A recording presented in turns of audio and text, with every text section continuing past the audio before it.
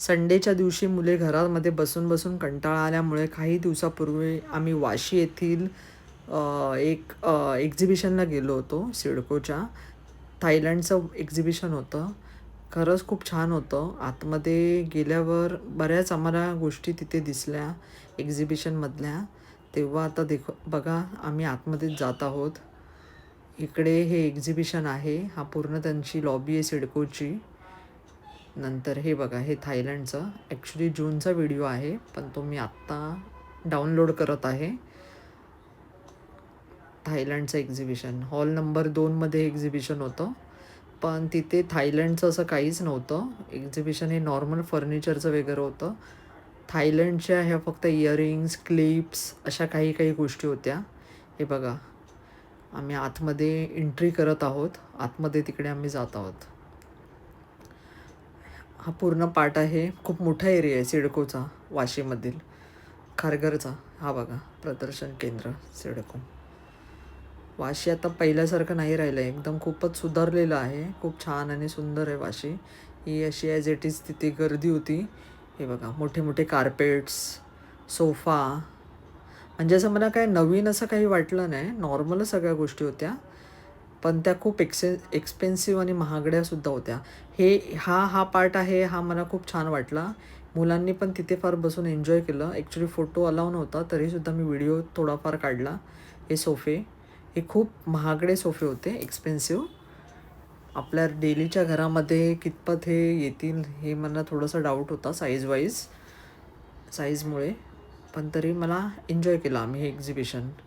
हे बघा हे नवीन टाईपची अशी चेअर थोडीफार, हे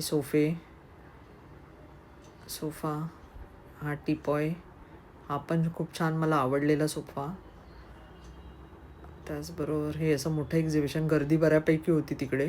एंट्री फी 50 रुपये होती पर पर्सन. डायनिंग टेबल्स, हे सोफा असं मोठं होतं. कार्पेट्स पण छान छान होते तिकडे, मोठे मोठे टाकण्यासाठी घरामध्ये. हा राजवीर खूप एन्जॉय करतोय तिकडे बसून बसून. हे बघा हा मला खूप आवडलेला हे डायनिंग टेबलाचं चेअर. थोडंसं फार अँटिक पीस वाटत होता, पण छान वाटत होता. असे फाउंटन्स होते छानपैकी तिकडे. त्यांची वेबसाईटसुद्धा आहे इंस्टाग्रामवर. हे असं एकंदरीत हे एक्झिबिशन अशा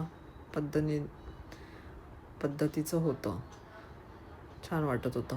राजवीर फार एन्जॉय करतोय बसून बसून. हे बघा बघू शकता तुम्ही, काहीतरी तो बोलतोय ॲक्च्युली आर्यनबरोबर.